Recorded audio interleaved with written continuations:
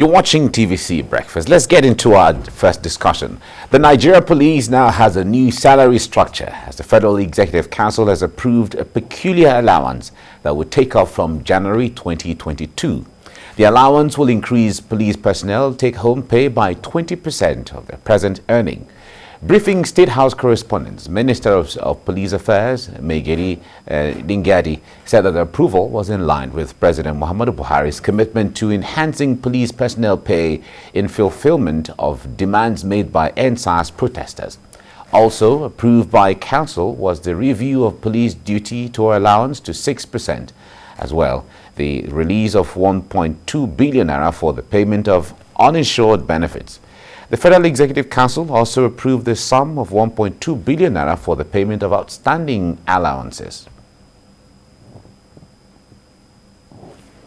All right, so with me in the studio to make sense of some of these issues is a strategy consultant, Dipo Oyewole. Dipo, good morning. Good morning, Mike. Good to see you. Thank you for having me. Great. And I also have social development advocate, Ziggy Ibeh. Ziggy, good morning. Thank it's you. Quite a while though, but it's good to see you. Yeah. Great. Thank you. Okay. Thank you for now, having me. Thank you. Now, a lot of people have said, well, it's a good thing to consider, the calls by Nigerians that the welfare of the police need to change.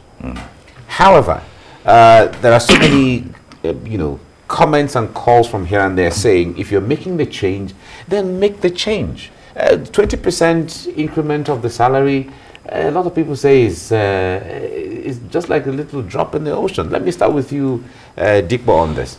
Yes, 20% for me is quite low, and I believe that they need to pay a lot more attention. Like you said, if you want to get something done, do it well.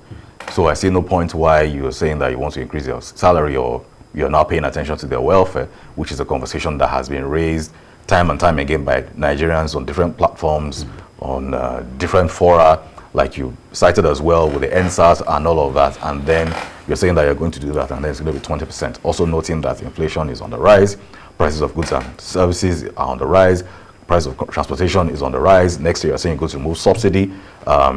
So in the end, will the 20% make any difference in 2022, or all the economic changes that will be happening in 2022 will practically wipe it out, and then it will seem like nothing has been done entirely? So that's why a lot of us are saying that if you want to be deliberate about it, let us see deliberate action, not just say that 20%, because in the end, what is that 20% going to translate to in the real world for them? Recall too that the government has already hinted that there will be taxes and tariff hike in 2022. Yes, so so we have to consider all of that, and then we're asking 20%, what is it really going to do? What is it really going to solve? How many square meal are they going to be able to afford in a day? Is it going to improve from maybe 2 to 3 or 1 to 2? Or is it going to just be at the status quo level? So what exactly is going to happen? And in terms of insurance and all of that, are they looking to, are the police insured? Are the policemen insured? I'm not sure they are. If they are, I'm not sure a lot of them are. So these are issues that they need to look at, because in the end, the welfare of the police is something that we need to take seriously. All right. Now, Ziggy, one would say that if you're going to make a change in this kind of allowances, anything less than 50% to 75% or even to 100% increment may not make any difference in the economy we live in today, as the case may be. But from what you see generally, what will they really change? What will the 20% do? To me, I think it will make much sense if that is actually implemented. Okay. Because this is not the first time they've been promised of a salary review upward. It was mounted 2018, when Adamu was in his saddle, and then nothing came up. Though there was no attachment of the percentage. It was only promised that we are going to have a review of their salary. And until 2019, it wasn't done. Okay? So if 20% is to be added onto their salary, and that will be effective, that will be paid without a delay. Because now we've been told that starting January, they are going to have that money paid or added to their salary.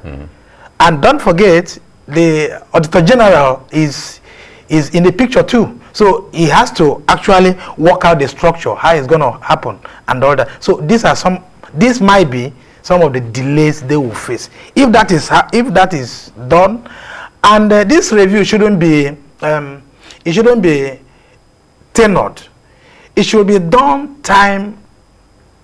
over time, okay? So that let it be periodical, so that they work with what we have in the market, what the situation looks like. The reality, so that it will kind of transform their life and let the realities of the environment be seen in connection with what they get from the market, from the salary. Okay. But if this is mounted, if this is said and is not added, is not done, you know, I think it will not work out well. Okay. The government also talked about releasing 1.2 billion naira for, you know, to cover uninsured allowances and some of the outstanding allowances and all of that. Now, beyond the issue of allowance and salaries, the issue of equipment and training and general welfare of the average Nigerian police. Talk to us from that window, because some people even feel that is even more critical. Yes, it is more critical, because either way we like it or not, the police men and police women, they're human beings. And primarily, the number one instinct for any human being or any creature is survival, either we like it or not, okay? That's the reason why we have jobs. You may then come out to say, maybe at the public forum, that, okay, I'm doing my job because I have a calling for it, but let's be sincere about it. You have to make a living and you have to survive, okay? So we also need to look at it from that perspective, that they are human beings and they are doing this so that they can also survive, as well as serving the nation. We need to be very conscious of that fact.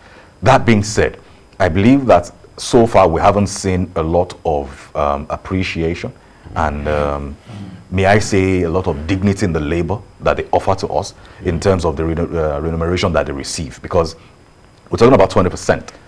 So for example, you have somebody or a policeman who earns 30,000 naira. 20% is 6,000 naira. So 6,000 naira increments to the 30,000 naira they're receiving today in 2022.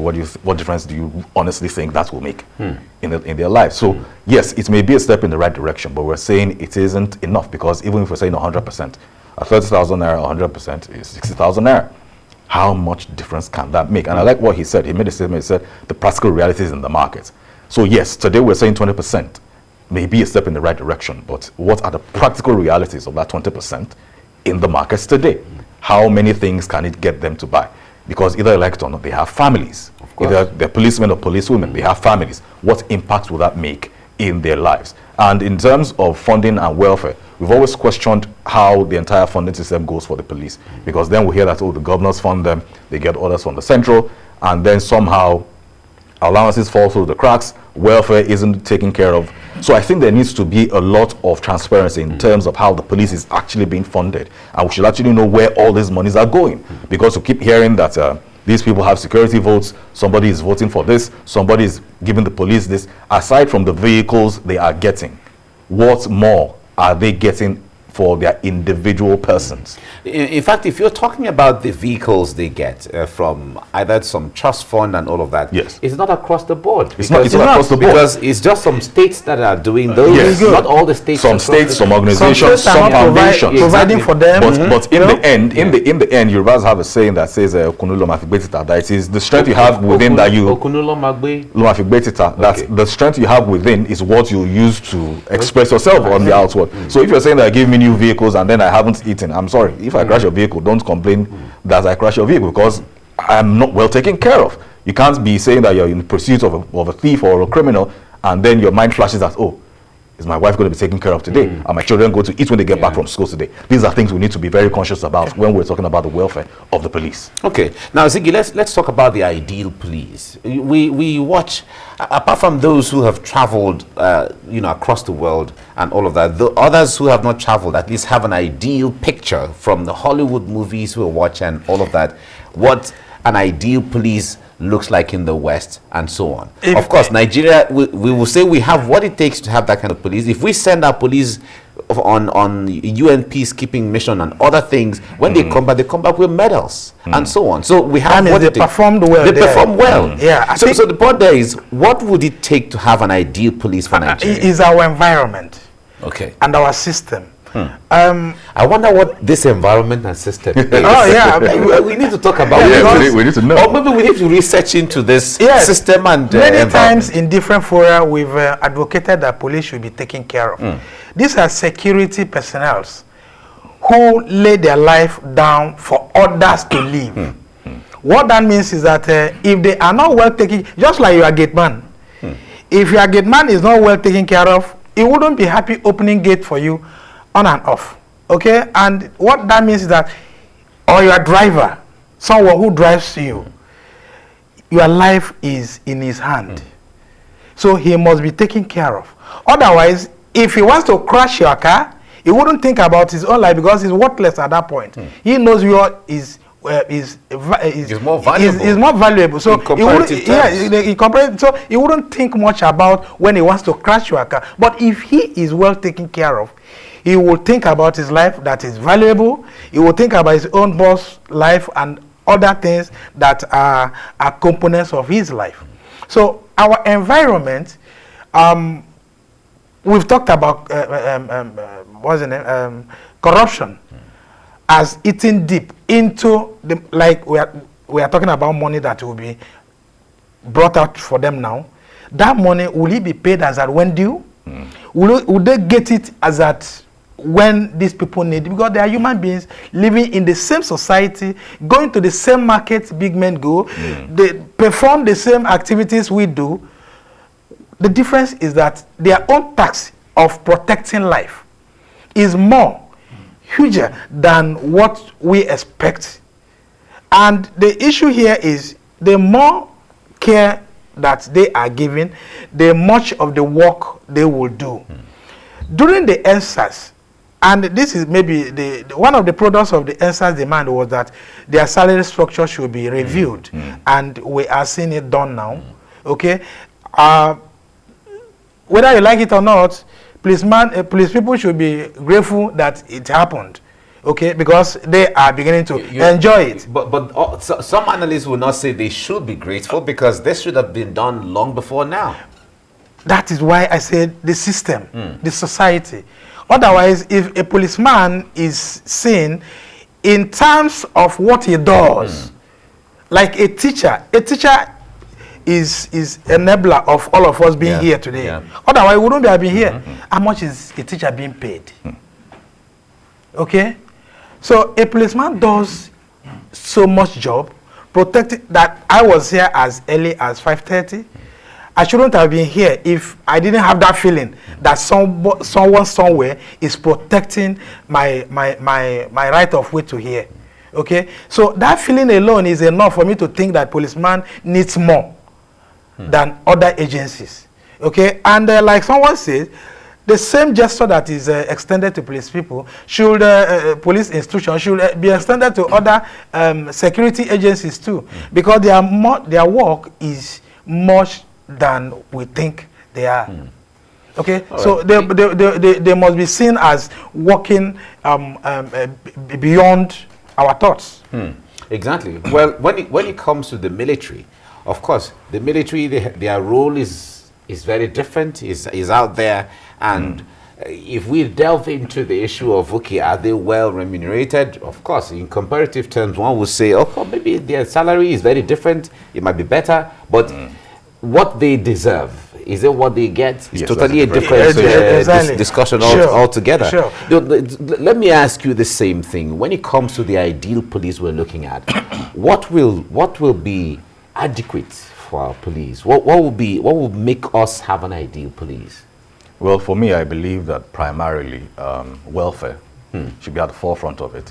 Adequate training should also be taken seriously, because we need to be very honest with ourselves. We see a lot of our policemen on the roads day in, day out, and then if we're being very objective about this entire conversation, we need to ask ourselves, are they well trained? How do they respond to certain situations? Are they supposed to be on the roads doing certain things? Because we don't believe that those things are within their scope of work. We also don't believe that it dignifies the uniform that they put on. So that, for me, is where the training also comes in, aside from the welfare, giving them adequate equipment, and also, not aside from the vehicles they get. I'm not sure how often they get their weapons. I'm not sure how revamped they get with that. I'm not sure how well trained they are with that. Because sometimes you see some police personnel on the road, and then you're wondering, what are you doing in that uniform in the first place? So we need to really look at that and see how we can get the right message across to them. Because either we like it or not, they are also a product of this society, and we will always get what we give. It's really just the way it is. So if we do not train them, if we do not have a well-trained police force, that is what we will be receiving in terms of the service that they provide to us as security personnel, or as a primary security personnel outfit for the individuals, for the civilians within the borders of our nation. Their welfare, we will keep stressing the conversation around their welfare. Christmas is a couple of days to come. If you drive round, you will see them on the roads. Now, somebody might say that, oh, no, not all of them are Christians. Okay, the ones that are they not on the road? So let's even say Christmas is not a part of the conversation. What about New Year's Day? Are they not citizens of this planet? Don't they deserve to get some rest, spend some time with their family? So these are things that we need to be very conscious about when we're talking about the welfare of the police. Because in the end, you drive past them on New Year's Day, on Christmas Day, and then they're wondering, he's going to meet his family. Yes, I could be home with my family, yes, but I'm doing this job. And then I'm doing it for what? I even agree with you. But the point there is, when it comes to celebration of Christmas or Salah or any of those, these days is not answerable to what religion you belong anymore. Yes, I look forward to Salah celebration, and my friends, time of rest. My friends, we have a lot of fun with killing of ram and all of that. We, you know, eat together and so on. At Christmas, of course, we do all of those things. So it's not even the issue of, okay, it's Christmas, it's Christians, it's Salah, it's Muslim. It's not that anymore. We are all, you know, together. Another point there is, like he said, training. We've heard many times when policemen will complain to you that we've not gone on training for quite number of years they've been there. And this is very, very not interesting, because training and retraining personnel makes them better equipped to really bring out their professionalism. Okay, and if they are not trained, they wouldn't know what to do out there, and that might give reasons why some policemen don't even know what to do at a point of an incident. Okay, because if you look at the way they interact, sometimes it doesn't give that credence that, look, why is this man in this uniform? Because he doesn't know what to do.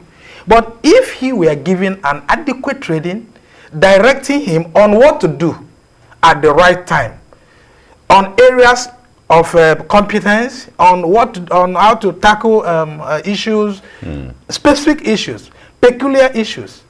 Those are the products of training. Okay, but if he doesn't know anything about how to handle issues, how to engage with the public and all that. That's why when you meet a stubborn person who doesn't want to listen to you, some of them are not friendly. Okay, like you said about. But the state police is your friend. Anyway. Yes, and you said about what is obtainable in other countries of the planet. Policemen are very, they're supposed to be our friends. Yeah. But in this environment, they are not. Why are they not? That's why I bring in the issue of our environment and the system. The system makes them hostile. Our environment are not, they are not friendly with the people they tend to. But if you go to a police station, they write it there, the police is your friend. Even the bail is free. What do you make of that? So all these are not obtainable. Okay. But then, why is the system not actually giving them rights? Because some things they supposed to know, and their interactions with the public, because the policemen are the only agency that feels with the people on the street. Okay, you don't get to see the soldiers. Soldiers are when issues overwhelm the police. That's when you get to see the soldier. But the policemen are always on the street. They interact with the public. Every community they are there. Okay, so if they don't get the right training, the right professional acts and all that, they wouldn't be able to conduct themselves in the right way. Okay. All right, we have to leave it here now, and we hope that government will listen to some of these calls. We have been on this for so many... For quite a while. For quite a while. Yeah. We've been on this, and it's a good thing the government is responding, but let there be a better response so we have a better and a happier police. Yeah. Thank you very much, Ziggy Ibeh, for coming on the program. Thank you so much. Thank you very much. Dipo, Oyewole, thank you very much for coming. Thank you for having me. Thank you. Great.